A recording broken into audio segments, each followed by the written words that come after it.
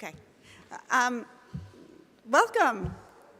Again, we've been together for a wonderful day. I'm Sarah Geyer. I was president of CHCI, and I'm very pleased to be able to welcome you all and welcome our speaker to this year's Srinivas Aravamudan Lecture. Srinivas Aravamudan será la conferencia de... Really La conferencia de Srinivas va a querer destacar la charla esencial, la más importante de nuestra sesión este año.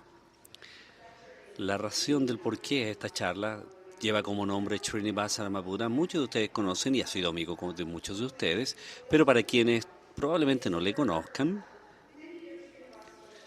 Srinivas Aravamudan fue presidenta del consorcio y él falleció al final de su periodo como presidente, cercano al final. Entre todas las cosas que Srinivas hizo como presidente, fue ayudarnos a encontrar nuestro sendero a lo que estamos hoy día haciendo, a quienes somos hoy.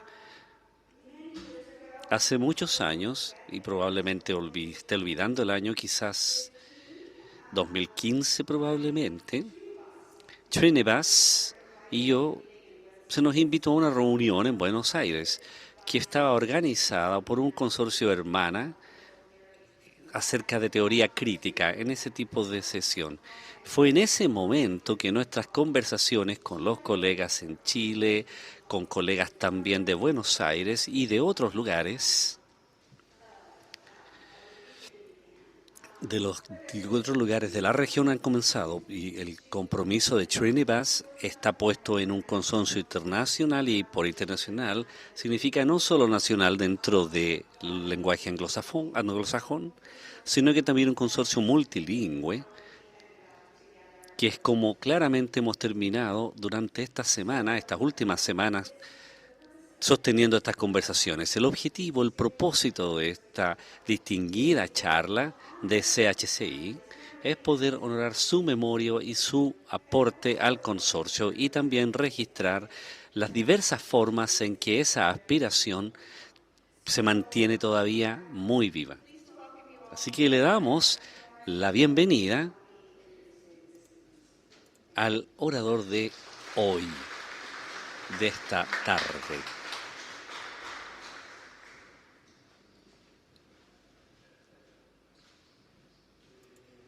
Hola, buenas noches. Mi nombre es Martz, de la Universidad del Cabo. Cuando hablé con Andrés esta mañana y me pidió que hiciera la presentación esta mañana,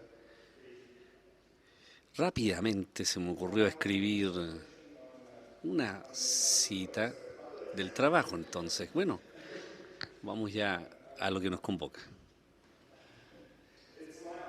Es mi honor y placer presentar Sandro esta noche.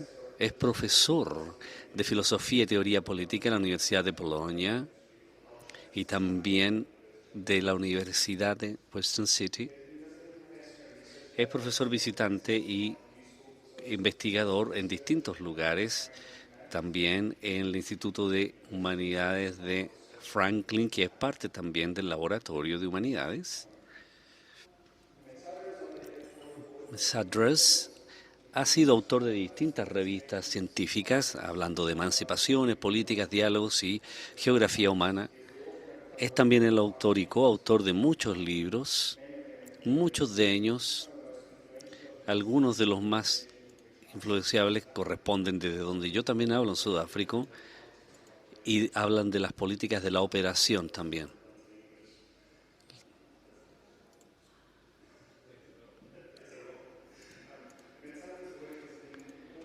Su trabajo ha sido importante para académicos y también para la teoría colonial en nuestro mundo contemporáneo. Su trabajo de Mesadrov, la primera vez que lo conocí, estaba desarrollando un seminario en el Apartheid Global en 2015 y he tenido el privilegio también de tenerlo en un taller donde se hablaba de los métodos de 2016 en la universidad. Para muchos de nosotros, Mesadra tiene la capacidad de poder reconciliar los términos en cuales los conceptos se pueden articular, lo que hace que su trabajo sea muy importante. Su trabajo gira en torno a las relaciones entre globalización, capitalismo, migración y capitalismo contemporáneo, como también la crítica postcolonial. Ha participado en muchos debates, siendo uno de los famosos fundadores de un sitio web en Sudáfrica. El trabajo de Mesandro ha producido una forma de pensar y las formas de poder practicarlo, con lo que podríamos llamar las infraestructuras de nuestro presente. Sus conceptos, como por ejemplo la autonomía de la migración, ha tenido un enorme valor en cómo poder reimaginar también los legados del colonialismo, las fuerzas que pueden residir también en esa situación, en una manifestación que lo pone en la crítica también. Estas intervenciones han sido importantes en el trabajo conceptual de Balibar y otros.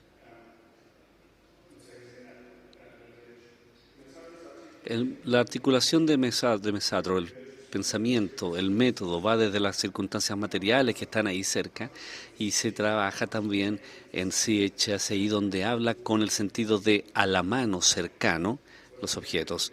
Y aquello fue increíblemente importante para el seminario que junto con él pudimos también trabajar y hablar mucho sobre teoría política, lo que se ha hecho también en CHSI. Por lo tanto, es mi privilegio poder presentar que a partir de hoy ha sido mencionado catedrático, cátedra hasta el año 2024.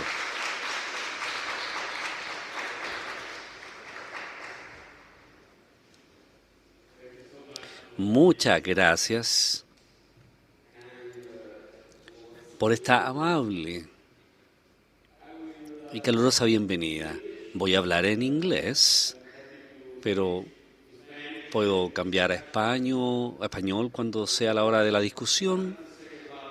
Tengo algo que decir acerca de Latinoamérica, así que a lo mejor el español sea el idioma más indicado para ese momento de la discusión. Voy a leer un paper. Generalmente no me gusta hacer eso, no me gusta mucho leer.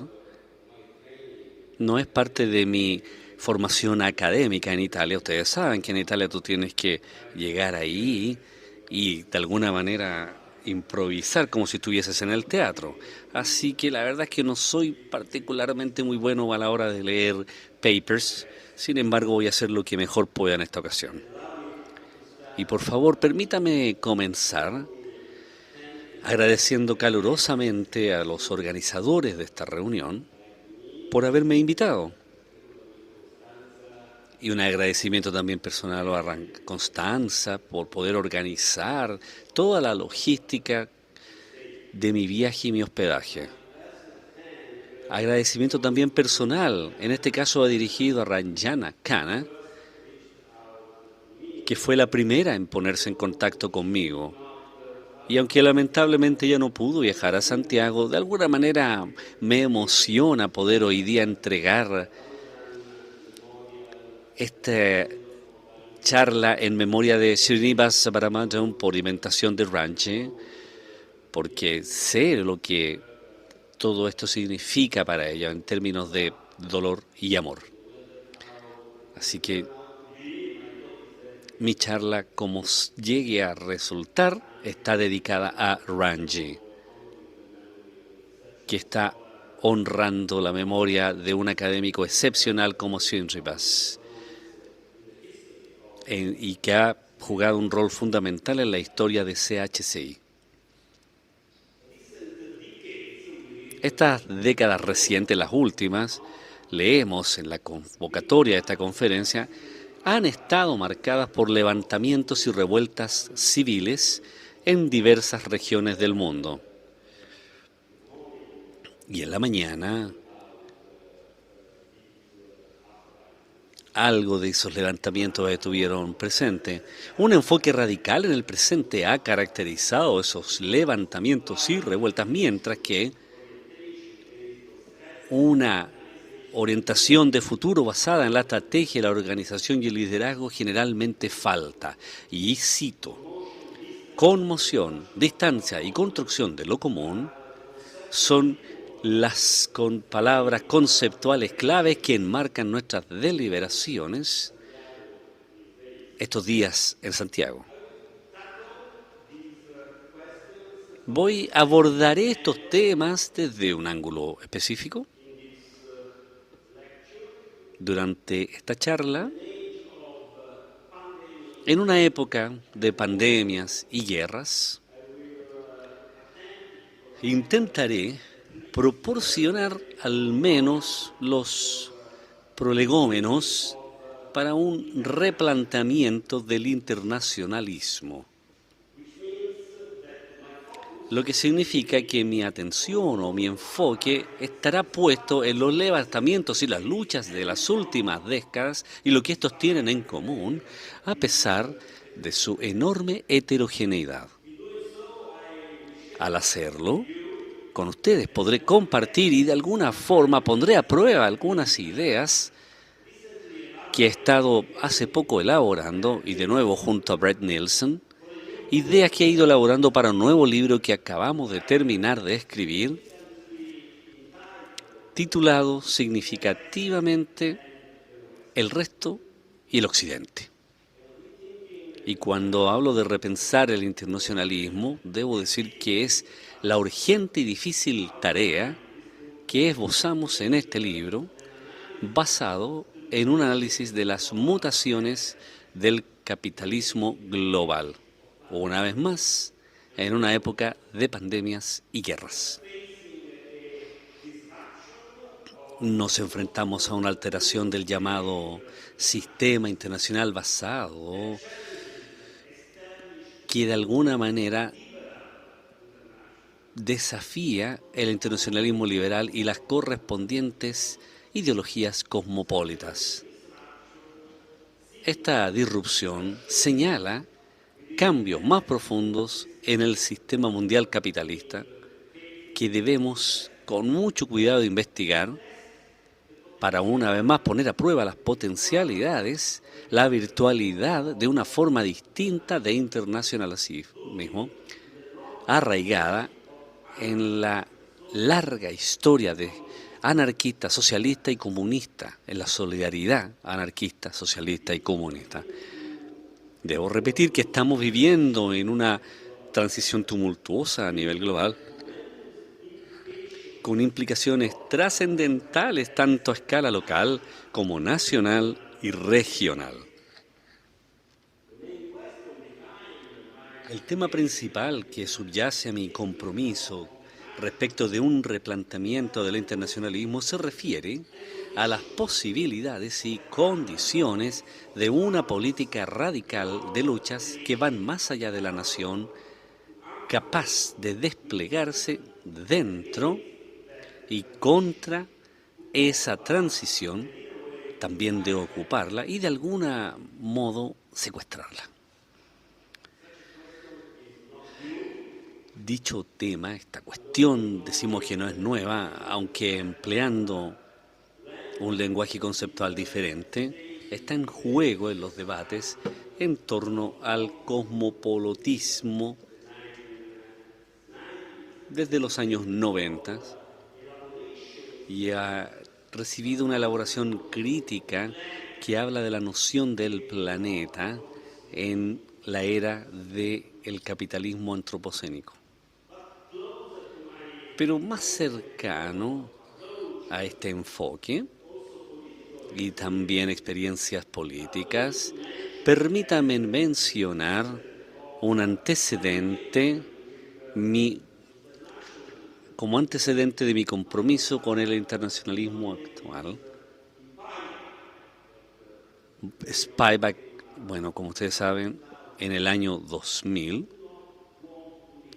Michael Hart y Tony Negri. No quiero aquí hablar de la discusión sobre el papel del internacionalismo o de este libro, que pareciera ser para mí más interesante, y eso es como Tony Negri le llama la paradoja de la incomunicabilidad, que significa el hecho de que, y lo cito, en nuestra tan celebrada era de la comunicación, las luchas se han vuelto casi incomunicables.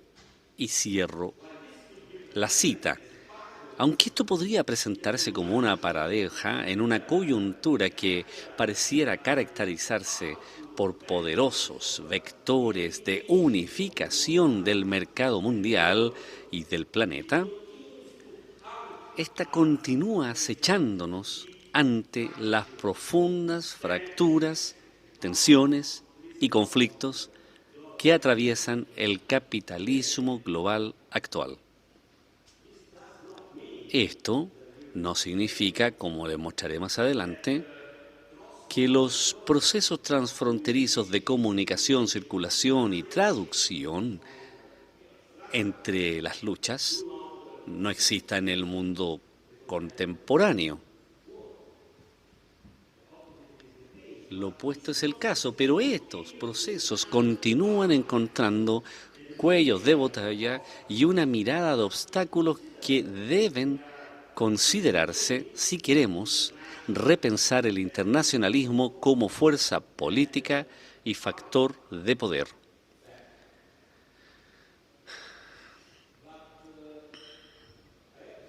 Pero debo decir algo en relación a la noción misma de internacionalismo. No sé si este nombre sigue siendo válido hoy en día. Y debo decir que al menos hay dos razones para mis dudas.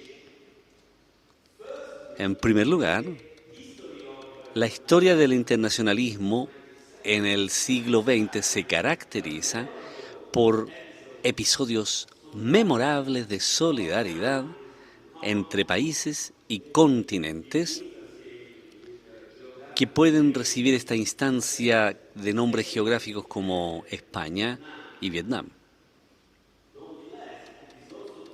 Sin embargo, puede que sea verdad también que el comunismo internacional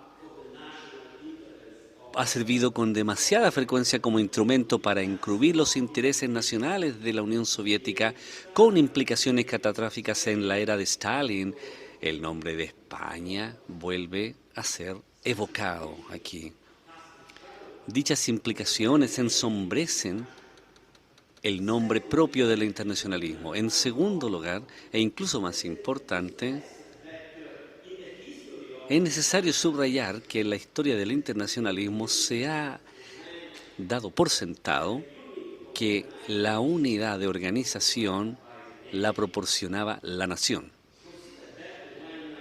Deben ustedes considerar y tener en cuenta que cuando Marx empezó a escribir sobre este tema, en la década de los años 1840, el proceso de nacionalización del Estado y del mapa político estaba lejos de haberse completado en Europa. El internacionalismo fue una invención y una anticipación política extraordinaria, como Jacques Derrida lo subraya, con respecto a un movimiento, y abro comillas, y lo cito, que se presentó como geopolítico, liderado por la inauguración del espacio que ahora es nuestro y que hoy alcanza sus límites, los límites de la tierra y los límites de lo político.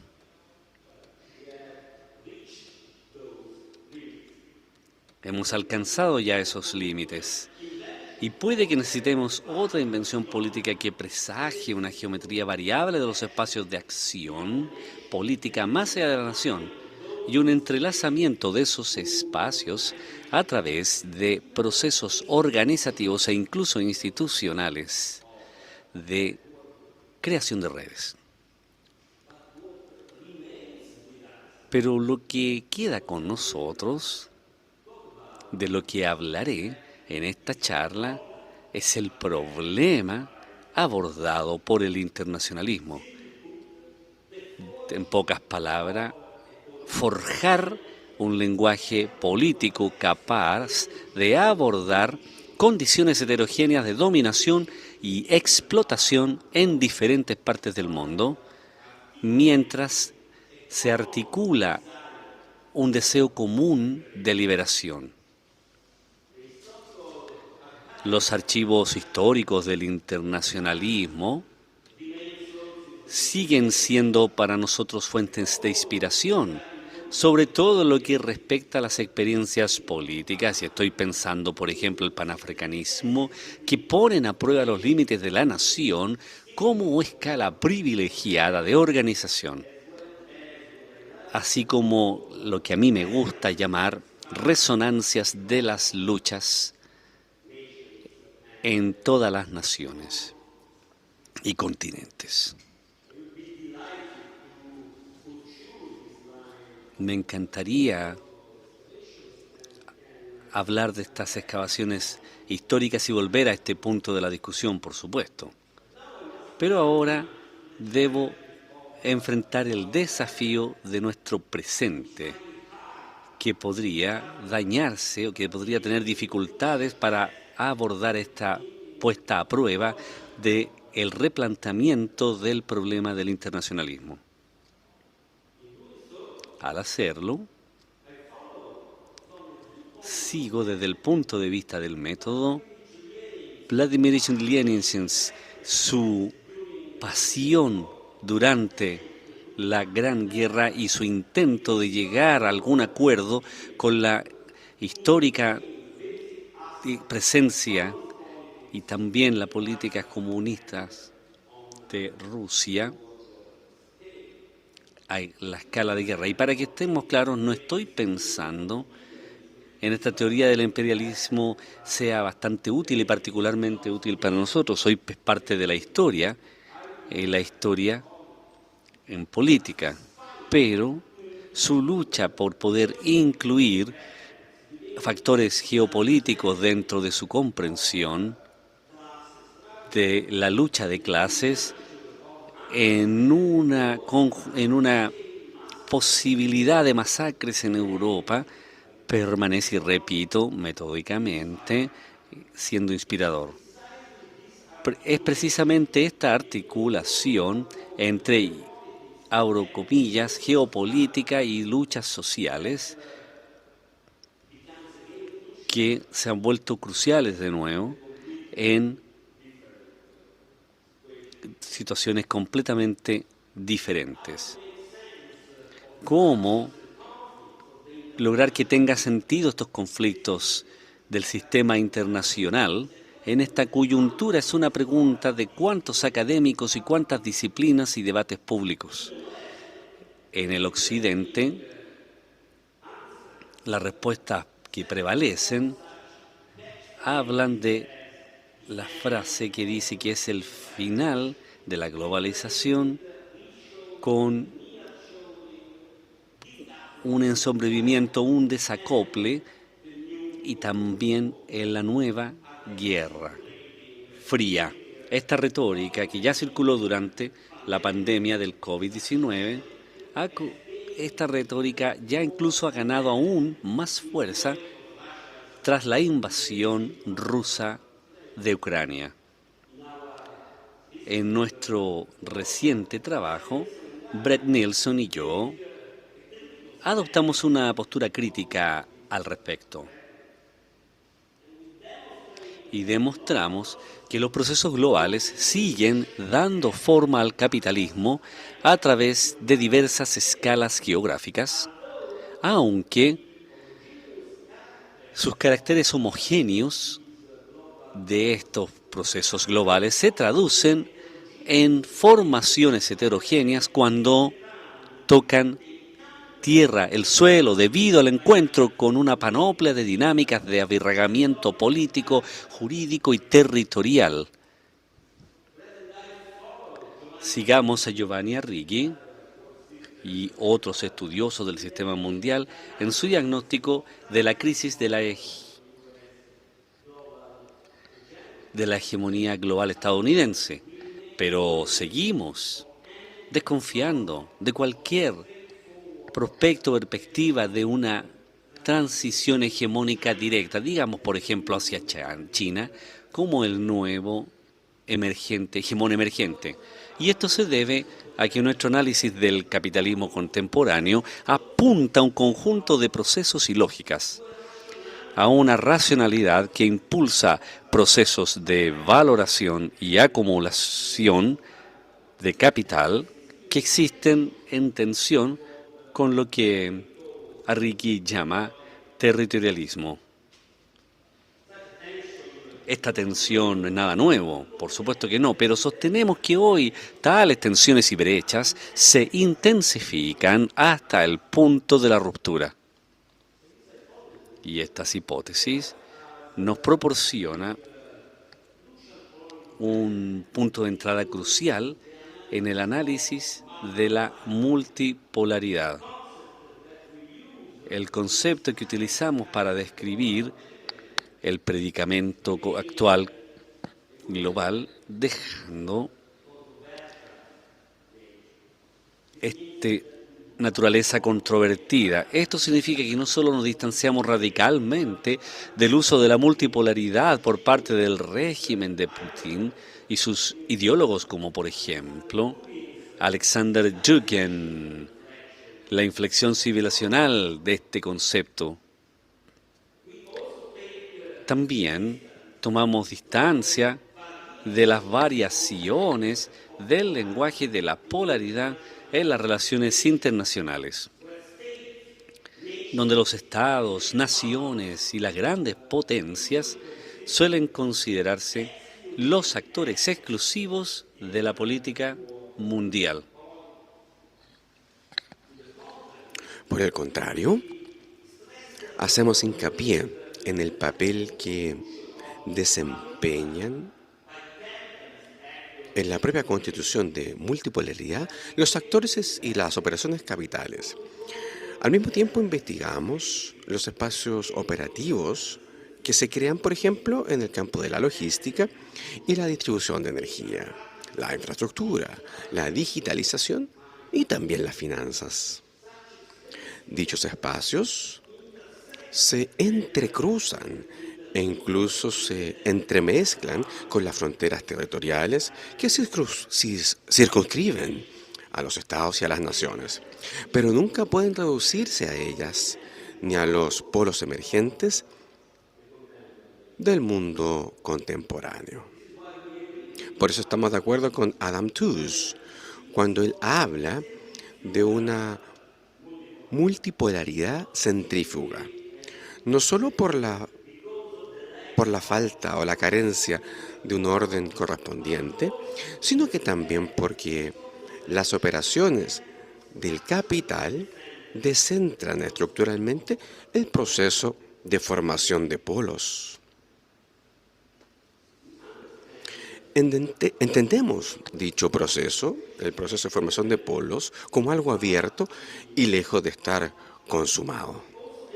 También destacamos que, aunque lejos de ser excluyentes, las lógicas territoriales atraviesan la constitución de los polos. Si tomamos Rusia como ejemplo, está claro que la visión de Putin de un growth round para el mundo ruso, y la economía, claro está, prevalecen claramente las preocupaciones territoriales y un diseño imperialista de expansión. Pero una reducción territorial de la complejidad de los procesos de formación de polos es posible también más allá del caso o la instancia rusa y puede conducir a una simplificación de las tensiones internacionales dentro de una lógica de confrontación y también de guerra. Lejos de ser una descripción exacta del estado actual de las relaciones entre Estados Unidos y China, la retórica de la nueva Guerra Fría puede funcionar como un arma en esta dirección, con actores dispuestos a abrazarla tanto en Washington como en Pekín. Está en contra de estos antecedentes que también la guerra de Ucrania debiera ser analizada de manera crítica, haciendo hincapié en la proliferación relacionada de lo que llamamos regímenes de guerra en muchas partes del mundo, incluyendo por supuesto Europa y Asia Oriental. La lucha contra la guerra de Ucrania para detener la violencia, el terror y la devastación que la población y las poblaciones civiles han soportado durante la invasión de Rusia, se construye como una lucha para detener la perspectiva de futuras guerras imperialistas. El imperialismo. Hablemos rápidamente del imperialismo. Hoy en día debe analizarse desde el ángulo del equilibrio inestable entre el territorialismo y el capitalismo, lo que no significa culpar al primero como una especie de lógica atávica, haciendo eco de Joseph Schumpeter. Lo que realmente importa para comprender las formas contemporáneas de imperialismo son más bien las convergencias y las alianzas entre las potencias territoriales y los actores capitalistas que toman la simplificación de las tensiones internacionales como una ocasión para obtener beneficios e incluso empujar al mundo hacia esa simplificación. Hoy sigue siendo cierto que no hay imperialismo que no sea un imperialismo de corte capital y que no hay internacionalismo que no sea antiimperialista y contrario a la guerra, así como también la proliferación de regímenes de guerra. Entonces, la primera tarea que enfrentamos en tales condiciones es complejizar incluso aún más nuestra comprensión y entendimiento de los procesos de formación de polos. He destacado la relevancia de las operaciones de capital y los actores capitales en tales procesos, desplazando a los estados y a las grandes potencias del centro de la escena, para que sigan siendo importantes. Ahora tenemos que agregar otra capa. Vale decir que el papel constitutivo de los movimientos y luchas sociales, o de la lucha de clases en sentido amplio de la palabra, se sigue formando. Según el sentido común, no hay lucha de clases en el ámbito internacional. Brett desafía o cuestiona este sentido común para generar un análisis de los procesos de formación que enfatiza los roles que tienen estas luchas y dinámicas sociales. Este es para nosotros un punto metódicamente crucial que permite hasta cierto punto dar un poco de luz sobre las contradicciones e incluso los antagonismos que configuran la dimensión social de la formación de estos polos.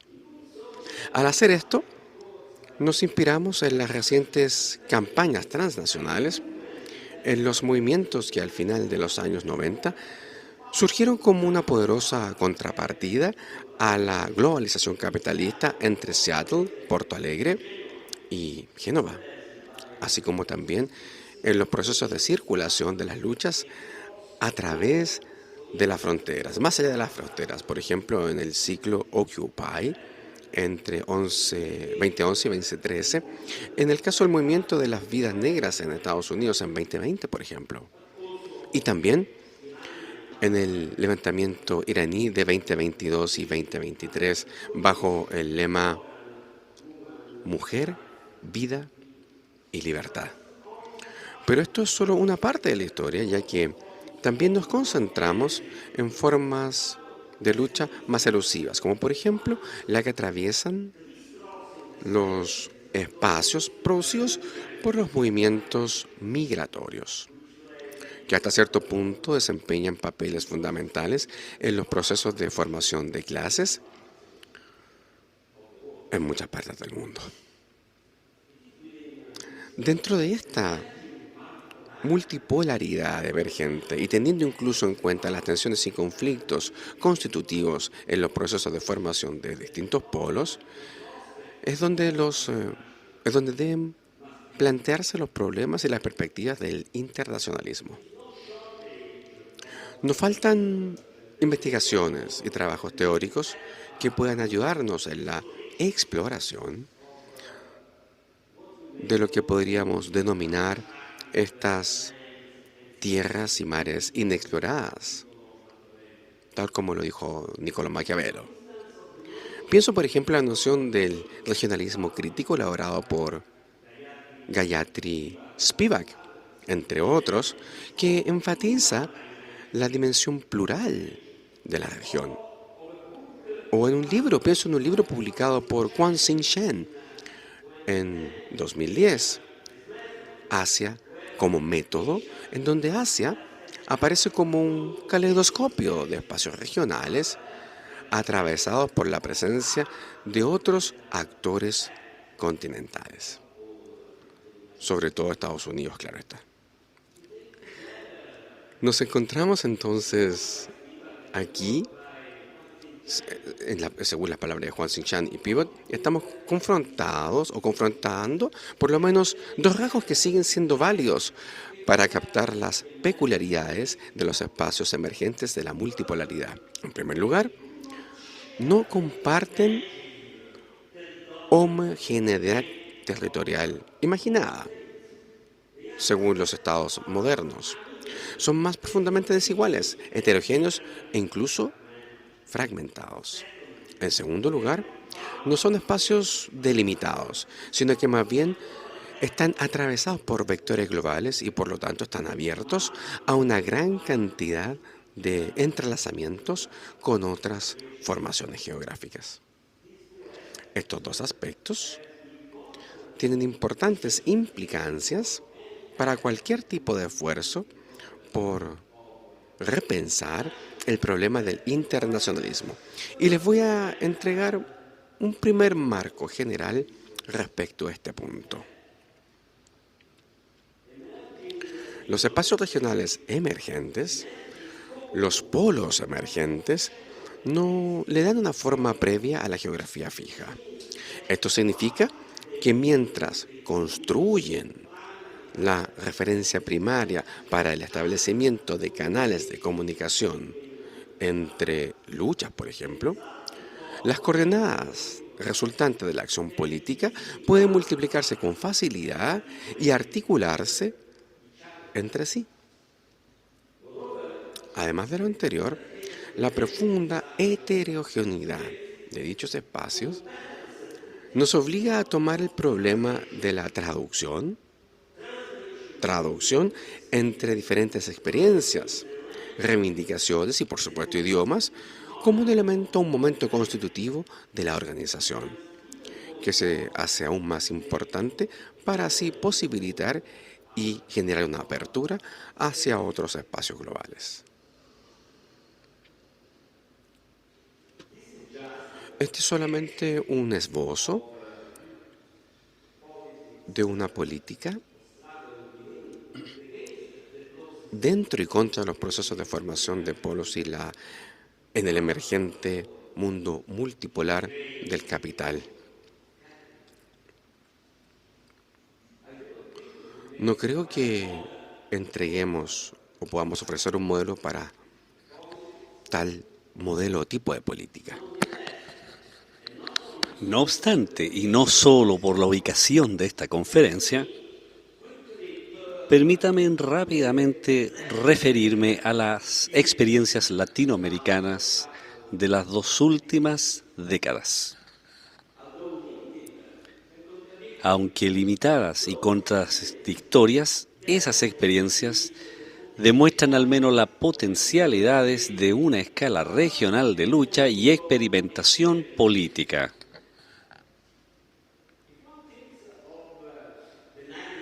Si se piensa en los años 80 y 90, cuando las dictaduras militares de muchos países dieron paso a un proceso de, y cito, transición a la democracia, Latinoamérica parecía completamente atrapada en el consenso de Washington, lo que significa que continúa dependiendo de Estados Unidos y continuaba experimentando con las políticas neoliberales inauguradas entre el terror y la sangre por el régimen de Pinochet tras el golpe de Estado de 1973 en este país. La situación cambió radicalmente y muy repentinamente hacia ya finales del siglo XX, cuando una concatenación de levantamientos a escala regional, desde Ecuador hasta Bolivia y Argentina,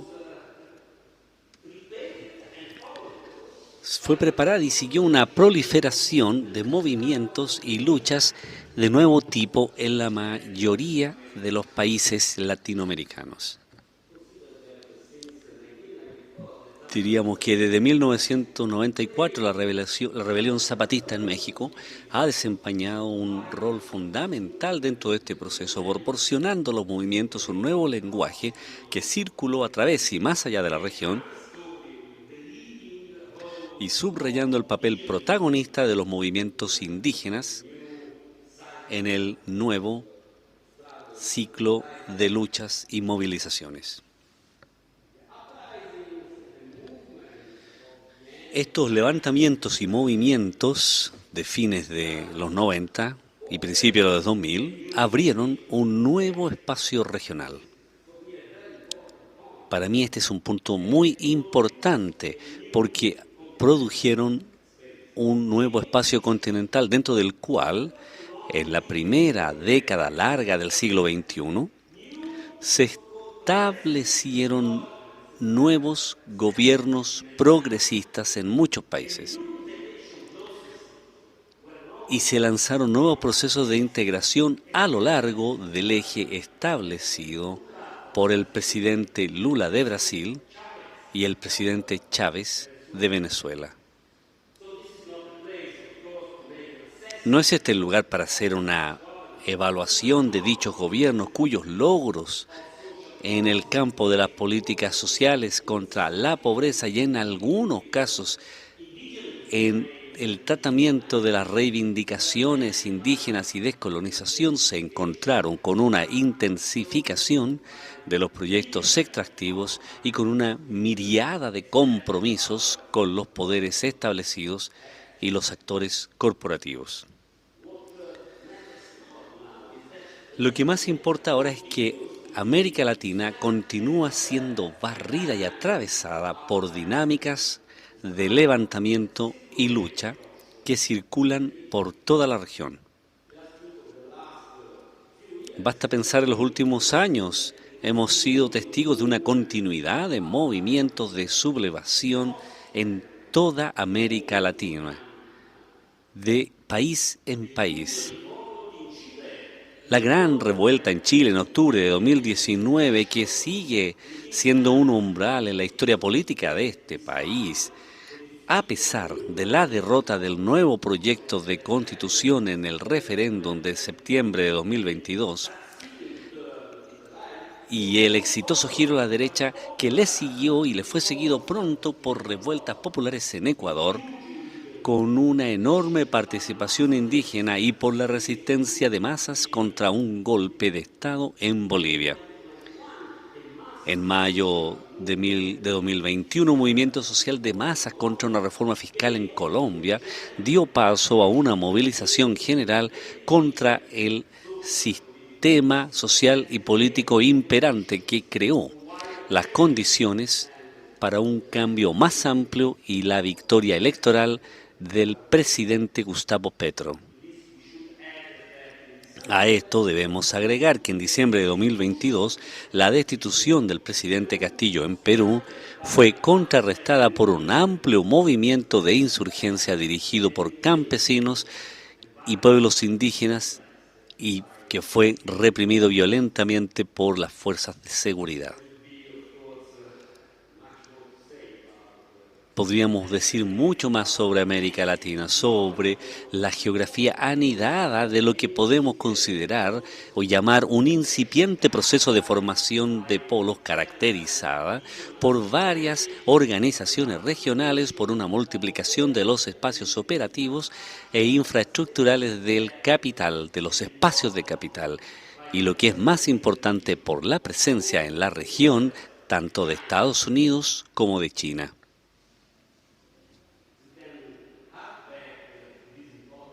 Podemos volver a este tema durante la discusión, si ustedes así lo desean. Por ahora, quisiera también ahora referirme un poco más a este importante movimiento que habla de las movilizaciones feministas de 2015 en Argentina, bajo el lema Ni una menos.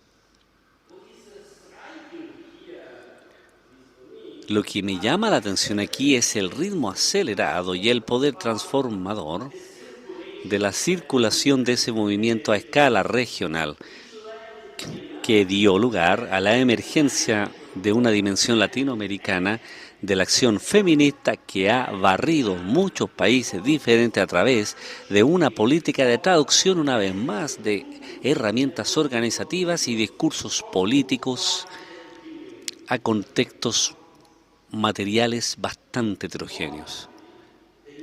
Es importante también destacar que el nuevo feminismo latinoamericano ha producido poderosas resonancias tanto en los Estados Unidos y quizás en Europa del Sur o en países como por ejemplo Italia y España. Y lo que nuestra primera ponente principal, Verónica Gago, le llama el nuevo internacional feminista, se construye sobre una densa red de cuerpos en lucha, especificidades territoriales y subjetivas, prácticas situadas de políticas anticoloniales y antirracistas que desafían los límites de la geometría del Estado-nación sin nunca jamás llegar a ser abstractas.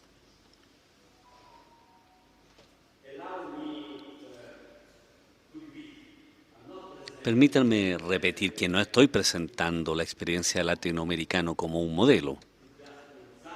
Es simplemente un ejemplo en la forma en que Machiavelli entendía todo esto.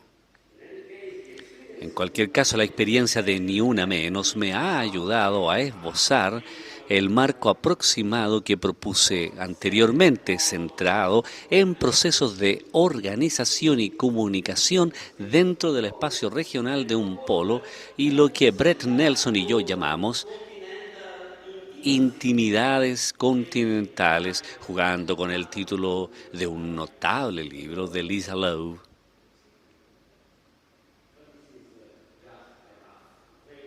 Pero como le decía, esto es simplemente un marco aproximado que necesita ser puesto a prueba y modificado en otros contextos no menos específicos e internamente avirreados que el de Latinoamérica.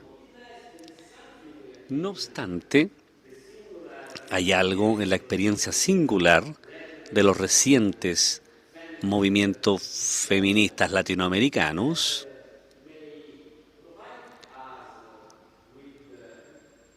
que podría llegar a ser útil para entregar un ejemplo, una prueba de la visibilidad de este tipo de replanteamiento del internacionalismo que he comenzado a proponer. Para concluir, permítame recordar la forma en que planteé el problema del internacionalismo al principio de esta conferencia. Permítanme abrir algunos problemas teóricos e incluso filosóficos que han sido levantados por definición, hablé primeramente de la necesidad de forjar un lenguaje político capaz de abordar condiciones heterogéneas de dominación y de explotación en diferentes partes del mundo, mientras que articula al mismo tiempo un deseo común de liberación. En palabras simples, pero debo decir que soy consciente de que tal formulación plantea una panoplia de cuestiones teóricas y políticas. ¿Es posible abordar a través de un lenguaje común la heterogeneidad de la dominación y la explotación? E incluso más radical aún, ¿existe un deseo común de liberación? Quizás sea más fácil comenzar con esta última pregunta, ya que está claro que ese deseo común no existe como tal, que más bien nos enfrentamos en muchas partes del mundo a luchas, esfuerzos, movimientos que surgen del choque con los sistemas de dominación y explotación.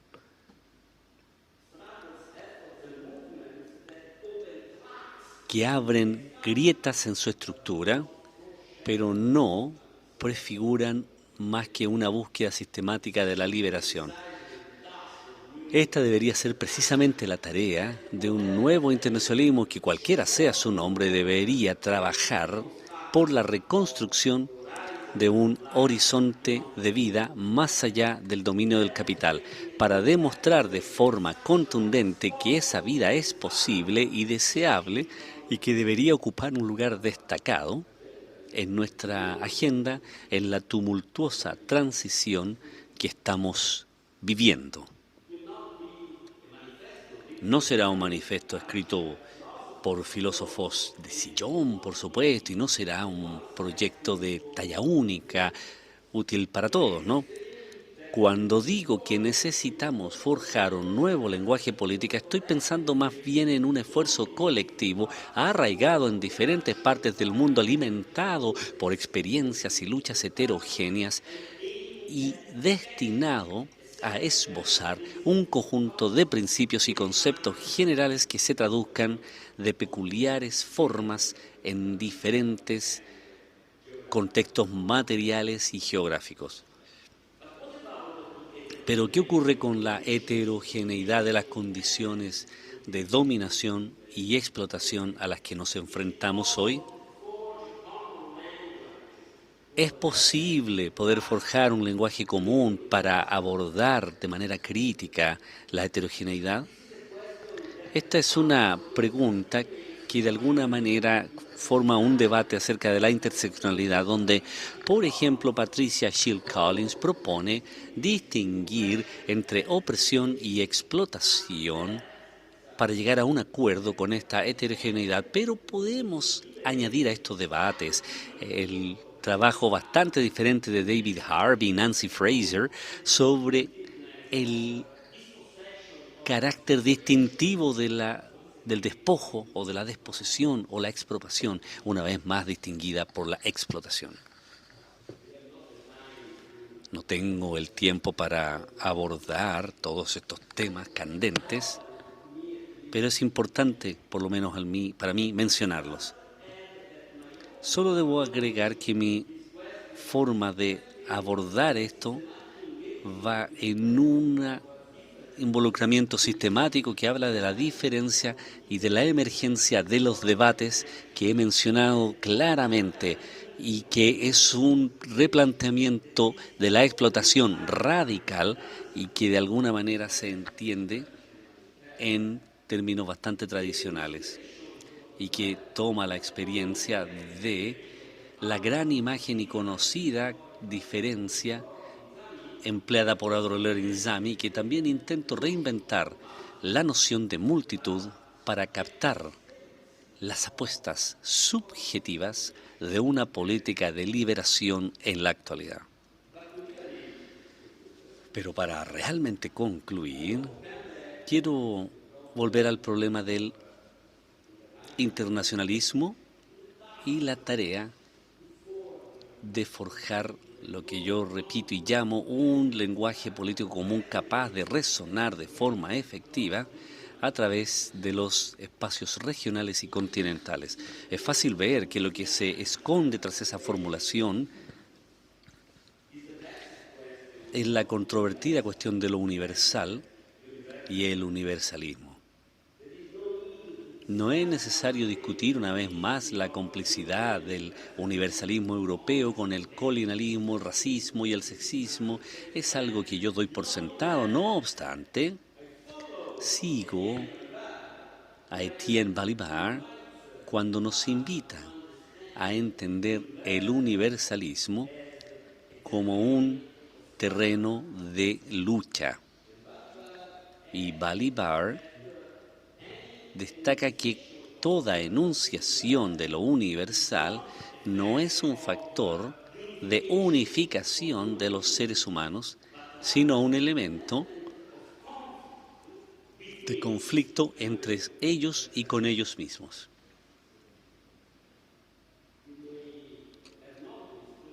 Se habrán dado cuenta de lo que en esta conferencia he utilizado varias veces el verbo traducir. Y no ha sido por casualidad. Traducir no es un eslogan que sirva para folletos o para manifestos políticos, sino que capta muy bien lo que está en juego teórica y políticamente en un replanteamiento del problema del internacionalismo actualmente. Esta es una cuestión que Brett Nelson y yo abordamos en Border as Method, principalmente inspirándonos en la obra de Naoki Sakai. Una vez que no se entiende la traducción en términos meramente lingüísticos y se plantea también la cuestión gramsciana de la traductabilidad de conceptos y marcos teóricos sobre el trasfondo de contextos materiales y geográficos radicalmente heterogéneos, el universalismo como terreno de lucha empieza a adquirir dimensiones concretas y a volverse productivo. No hace falta decir que, lejos de ser una solución, una política de traducción de este tipo constituye una tarea difícil que debe renunciar a los escollos de una búsqueda de transparencia completa y tomarse en serio el encuentro con lo intraducible. No obstante, es una tarea que debemos asumir tanto con respecto a la crítica de las condiciones heterogéneas de dominación y explotación, como al establecimiento político de un deseo común de liberación. El forjar una nueva visión de lo que Guary Butler llama de modo muy simple el mundo que deseamos ver. Y para rendir homenaje a un visionario cuyas palabras siguen resonando en el presente, permítanme añadir que este mundo volverá a ser una vez más un mundo que ganar. Muchas gracias.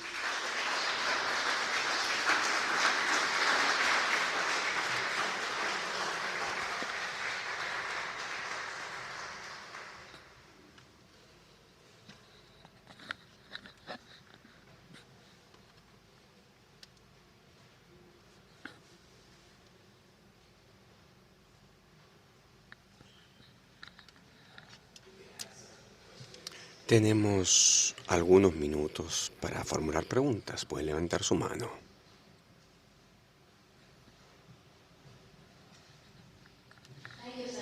Muchas gracias, Sandro.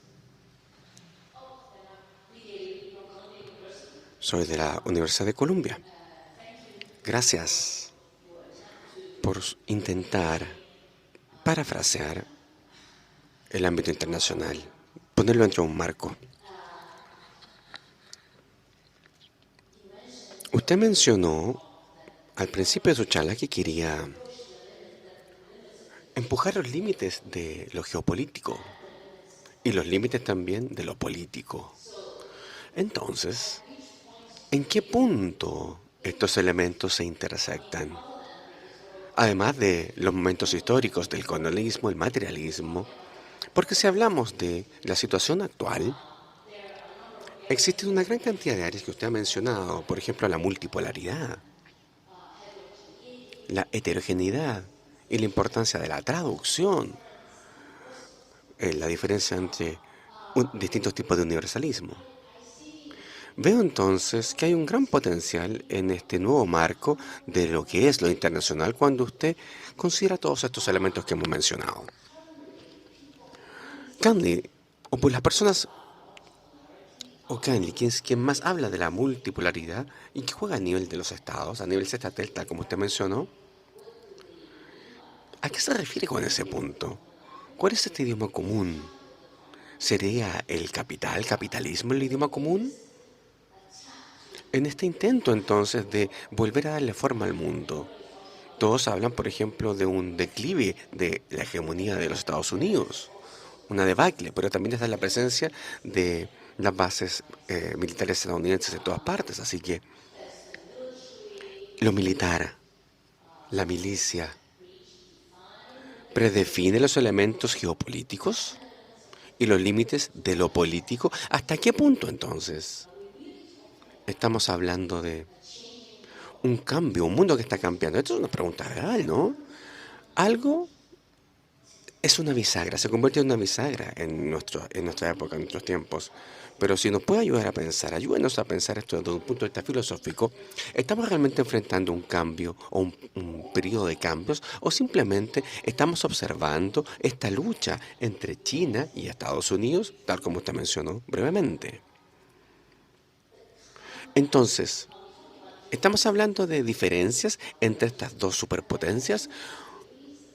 ¿O estamos hablando de los elementos que surgen a partir de China? Pero esto solamente se habla en la prensa occidental. Si hablamos de polaridades y diferencias, lo mucho que se ve, o lo que más se ve, es que Estados Unidos y la proyección de este país, o que Estados Unidos se proyecte sobre su propia paranoia, y China es el espejo en el que todas las fantasías y fobias, miedos se proyectan, que en definitiva, y eso es lo que hasta cierto punto se entiende, y cómo se conecta esto con lo geopolítico y lo político. Por lo tanto, al parecer hay algo que tiene que ver con la imaginación o con la falta de imaginación o quizás con la falta de comunicabilidad, comunicación. Por lo tanto, ¿eso es algo que se traduce o que la traducción puede resolver?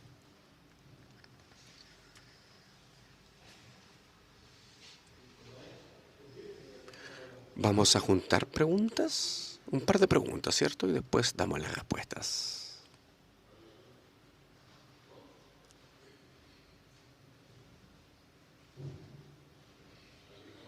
Alberto Moreiras. Muchas gracias, Sandro.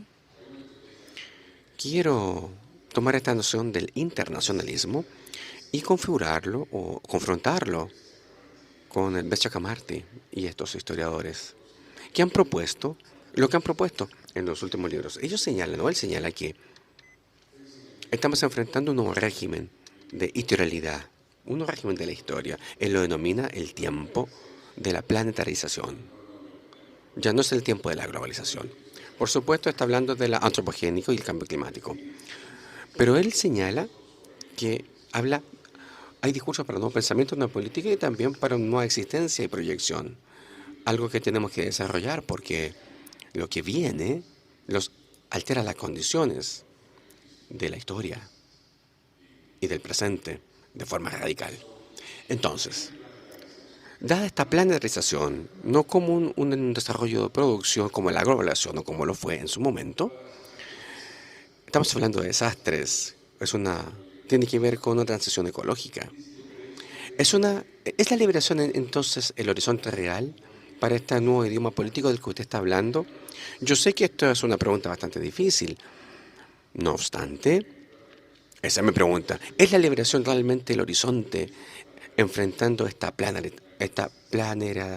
planetarización que tiene que ver con el cambio climático y los elementos antropogénicos?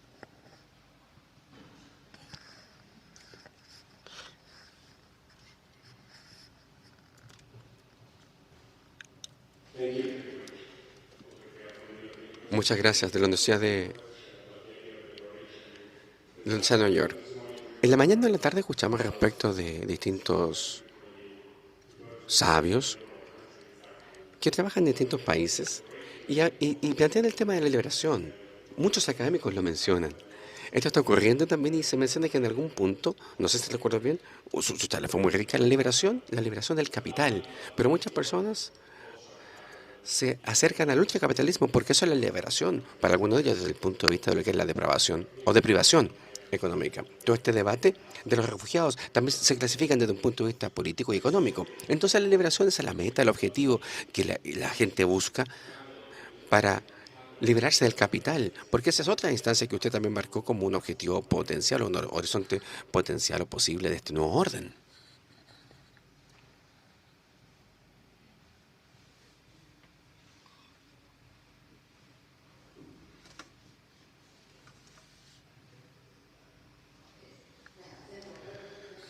Muchas gracias. Estaba pensando en cómo usted relaciona la pandemia y la guerra en su crítica de estos estudios geopolíticos y luego el asunto del espacio y la política, la transición política. Entonces creo que usted quiere enfatizar o enfatiza que esta guerra fría actual es como una pandemia que hasta cierto punto trasciende los límites, los controles y contagia distintas nacionalidades y distintos mecanismos de defensa. Por lo tanto, la política hasta cierto punto se ve afectada y funciona como una entidad en donde Estados Unidos habla y también vincula a Japón y quizás a Australia y quizás también, no sé, las Filipinas, en fin. Pero en realidad este elemento ah, implica una intensificación de lo que usted está mencionando y cómo se contraponen todos estos elementos. Esto aumentaría entonces la guerra. La guerra no se detiene, no tiene tregua. No hay la política de transición es posible a nivel de la geopolítica. Entonces, yo sé que usted se extiende respecto a distintos conceptos vinculados a la democratización de las fronteras, pero también habla desde adentro y desde afuera con respecto a la forma en que podemos traducir y pensar en algo que a lo mejor es negro sobre un determinado espacio o un espacio geográfico. Por lo tanto, tenemos que hablar de elementos heterogéneos que se requieren para de esta forma tener una transición real. Pero ¿tenemos tiempo para aquello? La política y los políticos y la traducción de todos estos elementos que usted menciona y de la política real está al nivel suficiente para poder comprender y superar estas dificultades. ¿Y son los líderes políticos capaces de llevar esto a la práctica? ¿De generar negociaciones? Al parecer no. Entonces, solamente al nivel de lo esencial para las personas, todos tenemos distintas simpatías y también empatías, elementos comunes asociados al trabajo, en donde hay asociación de personas libres y de personas locales y translocales. Pero en realidad, ¿sería eso suficiente? ¿O tenemos tiempo para todo eso que acabamos de mencionar?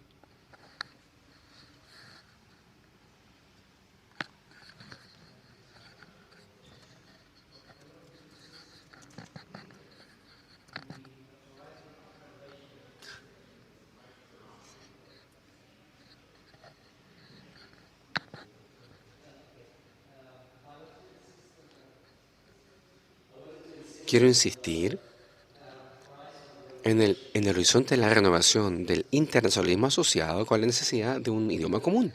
Y ese idioma común podría hacerse con la traducción o la política de la traducción. La política de la traducción sería en este caso un elemento constitucional del común o del espacio común que es bastante diferente, tanto en lo que respecta a esta iluminación del idioma universal y el sueño romántico de tener un idioma original. El idioma de la traducción hasta cierto punto se rehúsa a lo homogéneo, pero también no quiere apelar a los orígenes. Entonces el imaginario propiamente tal es bastante atractivo para distintas filosofías, para generar un mestizaje, algo que en Latinoamérica es algo bastante constructivo. Tenemos el valenchismo antropofágico en Brasil también. Y podría continuar con distintos ejemplos. Entonces quiero en este caso insistir en cómo se puede ir más allá del imaginario propiamente tal, en lo que respecta principalmente a a un desempeño real de traducción, porque no es un idioma universal o de un idioma de origen, sino que más bien tiene que ser un proceso de albergar un comportamiento, albergar comportamientos, al punto en que lo que es más difícil de traducir no es solamente la idea o el ideal, sino que más bien por lo general cuando la dificultad de la traducción es traducir el comportamiento, el estilo del idioma en otro idioma. Entonces, ¿cómo es que eso, relacionándolo con esta idea de conmociones, que significa moverse de forma conjunta, cómo esto podría redefinir la forma en que pensamos en el internacionalismo? De forma que usted pueda reconocer que siempre hay algo que tiene que mostrar un comportamiento, que tiene que ver cómo se comporta en un lado y cómo se comporta en otro, que es un proceso bastante difícil, complejo, y no solamente tiene que... Ese es el fenómeno de la traducción, no es un modelo de comunicación, sino que más bien no solamente se trata de tener las mismas ideas, sino que también de avanzar de forma conjunta. Incluso si tenemos distintas ideas, compartir comportamientos, que es algo que tiene que ver con lo contagioso. Es como bailar. Cuando uno se contagia al ritmo de alguien, eso tiene que ver con la conmoción, moverse juntos. Me preguntaba entonces cómo es que esto se relaciona, cómo pensamos en el internacionalismo, en esos elementos, y esta es mi última oración, y también en el hecho de que la traducción es una operación, especialmente en la literatura, sin reglas. No es solamente una forma, no hay una forma perfecta de hacerlo. No, no tiene que ver con una totalización lingüística, socioética o constructivista, sino que más bien, si es que hablamos de Babel, es un cliché, la traducción cliché, ¿verdad? Es una interdicción de la superestructura. La superestructura pues, nunca va a terminar. Es un momento asintótico. ¿Cómo podemos repensar entonces el internacionalismo? Yo soy muy apasionado por este tema, en términos de no compartir un mensaje común, sino que más bien ser capaz de comportarse de una cierta forma común, aun cuando pensamos de manera diferente. Eso también tiene que ver con construir un espacio del común desde una lucha que a lo mejor sigue permaneciendo ahí como lucha y no espera hasta que haya una cierta homogeneidad de ideas para pensar en la posibilidad de algo común. Lamento la extensión de mi intervención. ¿Tenemos tiempo? ¿Tenemos un límite de tiempo?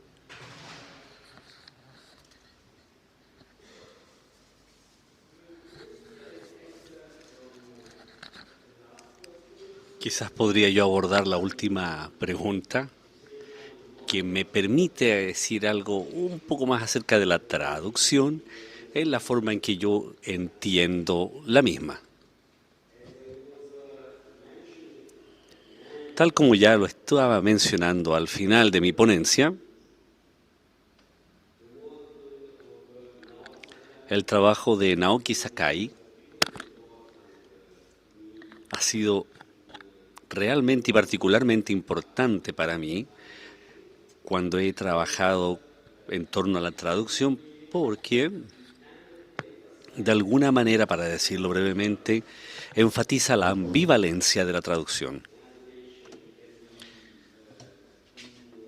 La traducción puede ser una herramienta para un nacionalismo, para una edificación, para lo capital, para el capital, que traduce la actividad humana entre el idioma homogéneo del valor, pero a la vez también puede ser un arma para la organización de movimientos y particularmente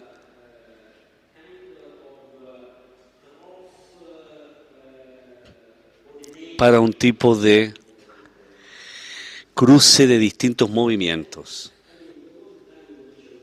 Hubo una vez en que trabajé bastante desde el punto de vista teórico y filosófico en la traducción, pero quizás la mejor forma de dar una idea de mi entendimiento de la traducción es hablar un poco de la experiencia. A comienzo de los años 2000,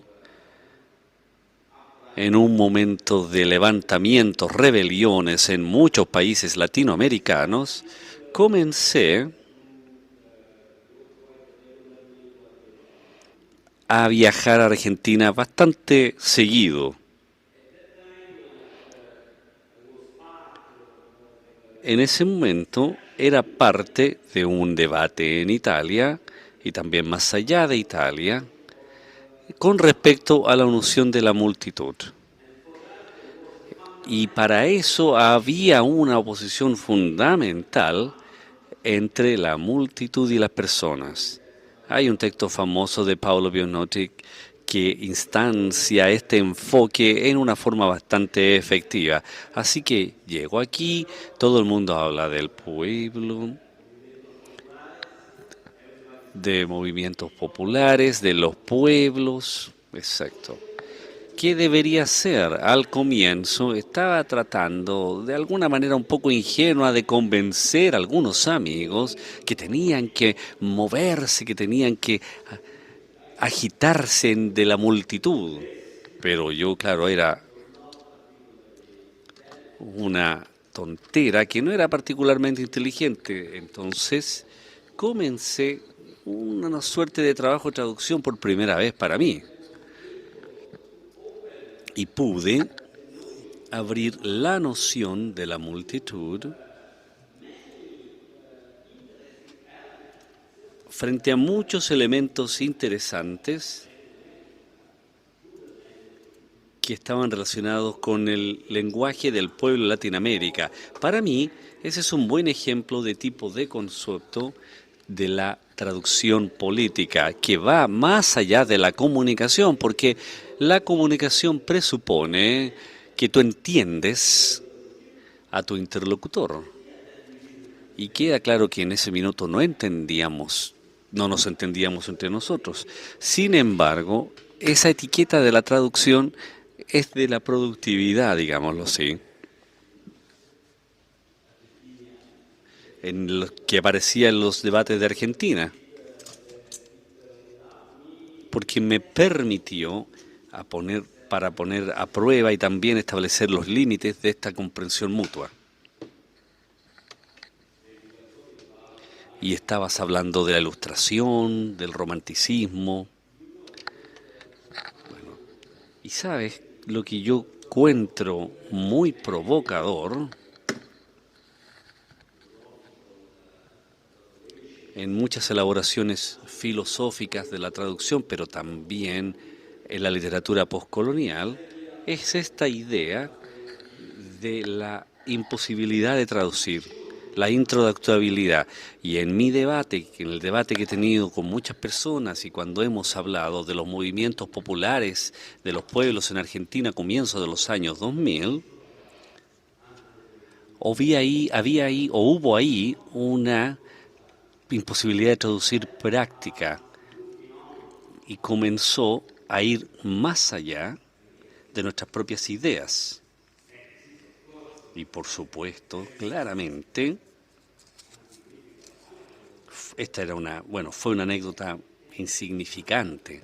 Creo que podría decir algo respecto de la forma en que están estos distintos movimientos, actores políticos, cómo, cierto, ellos pueden permanecer o realizar encuentros entre los continentes y en relación a las conductas o comportamientos. Bueno, estoy de acuerdo contigo, absolutamente, es un punto crucial. De nuevo, Arkin Beck,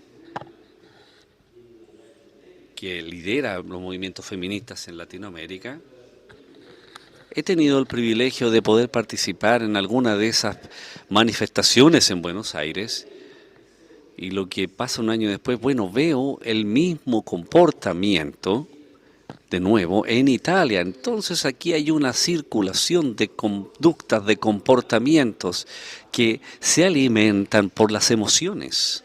Pero luego también hay un momento ahí en el que existe la necesidad de un lenguaje común, que éste emerja de alguna manera.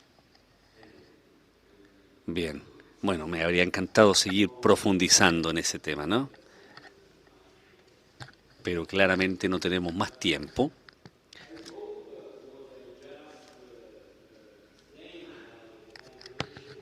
Lo que he hablado acerca de la traducción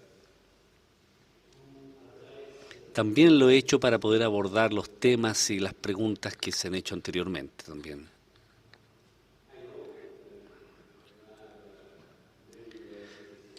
Sé que hay muchas bases militares en el mundo. No es nada nuevo. Sin embargo, tengo la impresión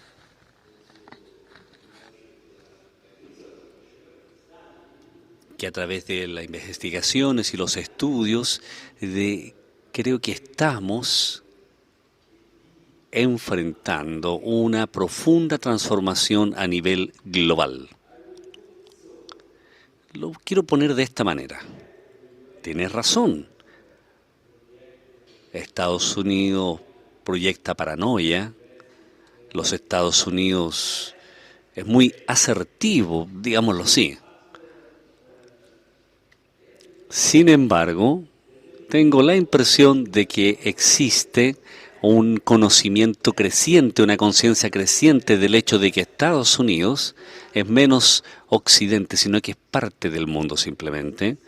Y eso es algo quizás nuevo porque el Occidente solía o suele pensar que Estados Unidos es el mundo y lo ve, cierto, en términos universales. E incluso en los años 90, en los años que Clinton era presidente. Hoy en día tenemos una clara impresión, para poder explicar esas razones, hay una forma en que podemos entender que el Occidente es solo parte del mundo. Existe un informe realizado por un important think tank de la Comisión Europea que apareció en febrero, un año después de la invasión de Rusia a Ucrania. Y es un informe que habla de la opinión pública global. Voy solo a mencionar el título de ese informe. El Occidente unido, dividido del resto. Excepto un fundamento bastante transversal, y creo que de alguna manera captura la esencia de lo que está sucediendo.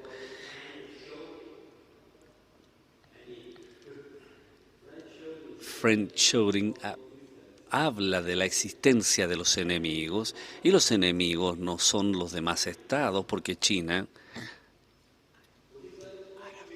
y los árabes.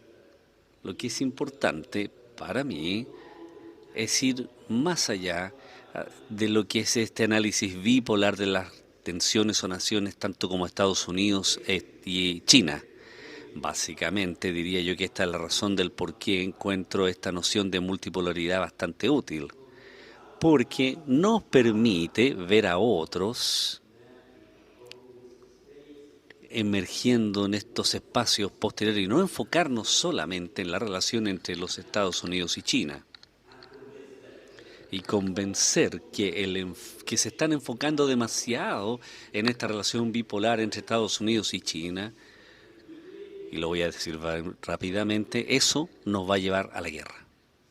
Así es que, desde el punto de vista de lo que se ha mencionado hoy, creo que es importante desafiar ese concepto bipolar. Hay dos preguntas en la Comisión de Liberación. De la liberación no es nada nueva, por supuesto que no. Lo tengo muy claro. Hay una historia conceptual importante ahí detrás, donde hay una distinción importante entre la emancipación y la liberación.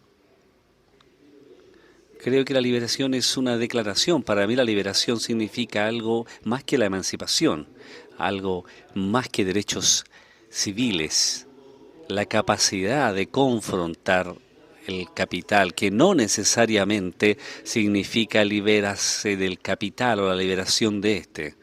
No es para mí fácil entender el significado de liberación del capital, pero la lucha, el esfuerzo dentro y contra la relación capital abre la posibilidad de la lisma, de la liberación, la posibilidad de este movimiento político que va más allá de la emancipación, va más allá de los derechos civiles. También estoy consciente de lo que ha dicho Chirinas Chaparatis y que lo discute en un libro, bueno, a propósito, me salté en una parte importante donde se discuten los temas planetarios, ¿no? Y se habla de esas nociones. Entiendo por qué critica los enfoques al cambio climático, enfocados únicamente en lo capital. Sí, lo entiendo. Pero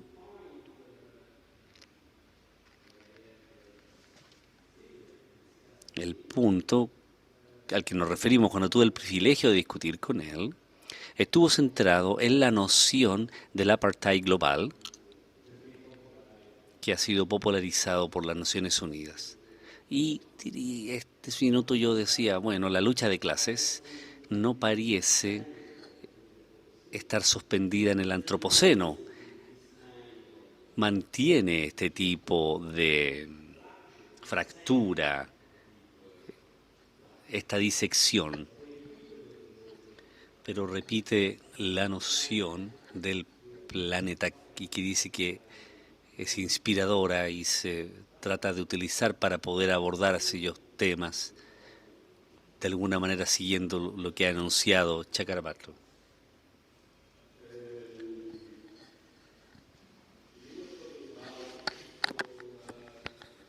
Estabas hablando de académicos, de otros personajes que venían de regímenes autoritarios y que venían a países capitalistas, neoliberales. Por supuesto, es así, es importante y quizás para mí es más importante es ver los decenas de miles de personas comunes que migran, a Europa en el caso de donde yo estoy, y estas personas, ustedes saben, generalmente mueren en su intento de llegar o de desafiar a ese régimen europeo. Es probable que ustedes sepan que en el mar Mediterráneo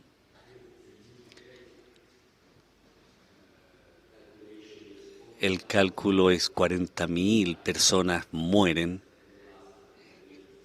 en estos últimos 10 años del 2014 aproximadamente. Algo terrible, por cierto.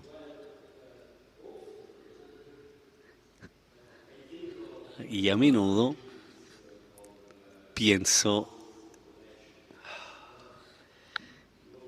sabía lo que ustedes que Fanon, su perspectiva, su pensamiento, sus ideas, era dejar Europa, abandonar Europa, establecer algo completamente nuevo. Y si observamos los refugiados, migrantes cruzando el Mediterráneo, es todo lo contrario. Es abandonar personas para que lleguen a Europa, llegando al capitalismo, a estos países neoliberales. Mi punto acá es que una vez que están en Europa y llegan ahí, el encuentro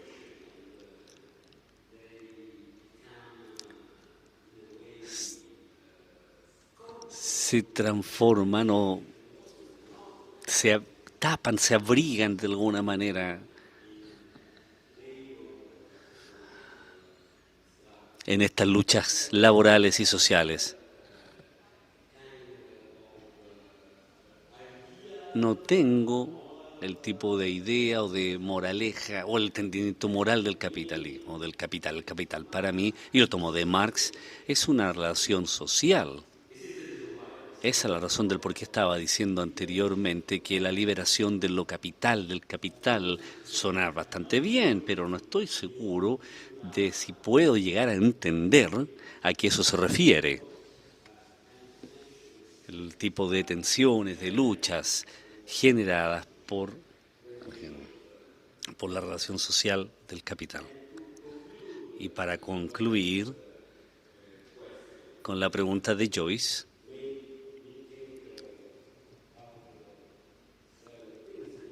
bueno, mencionaste varias cosas.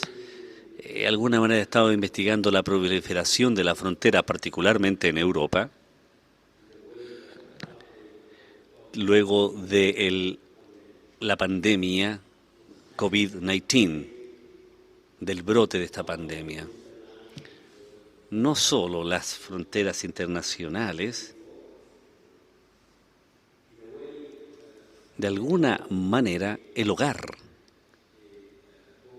se transformó en un espacio afronterado, con fronteras. Y si vemos, ¿cierto?, los lugares de trabajo, cómo estos estaban organizados en el 2020, había una proliferación continua. Así que esto tiene que ver con el contagio, claramente.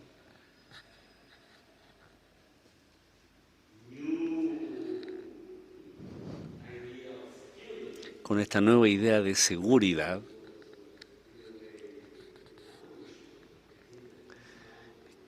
Creo que este país y esta ciudad son buenas instancias de las formas en que la pandemia reforzó los aparatos de la seguridad, pero también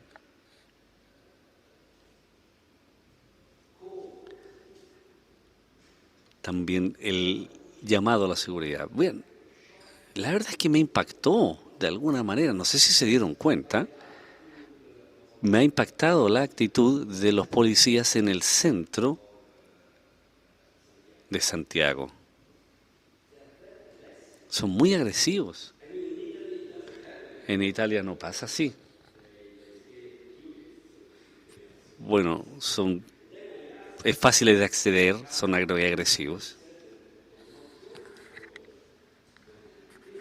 Y eso no se había visto antes del COVID-19. En Chile hay esta especie de articulación entre esta gran revuelta de octubre de 2019 y la pandemia que comenzó en marzo, cuando en este caso esta revuelta nuevamente estaba comenzando. Por lo tanto, uno ve claramente esta dificultad o situación de la seguridad que se conecta con la dificultad del contagio, pero también a nivel mucho más general se puede apreciar en esta proliferación de las fronteras. Hay 2 puntos más. Creo que ya hemos excedido el tiempo. Usted también habló de el nacionalismo, ser conservador. Hay algo que yo no mencioné antes, que significa que existe un derecho internacional. Y eso, por supuesto, tiene un rol importante, muy importante en muchos países, incluyendo, por supuesto, Italia. Estamos hablando aquí de una razón adicional para establecer una nueva forma de comunicación y de generar redes a nivel transnacional y transcontinental. Usted preguntó respecto de los líderes políticos. En particular, preguntó si es que tenemos tiempo. Espero que sí. Espero que tengamos tiempo. Y termino con este comentario optimista. Muchas gracias.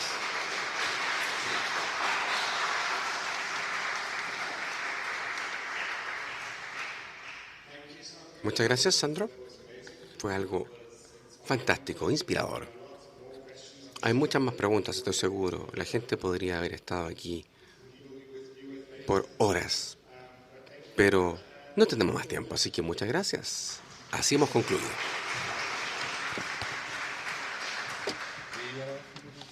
Ya.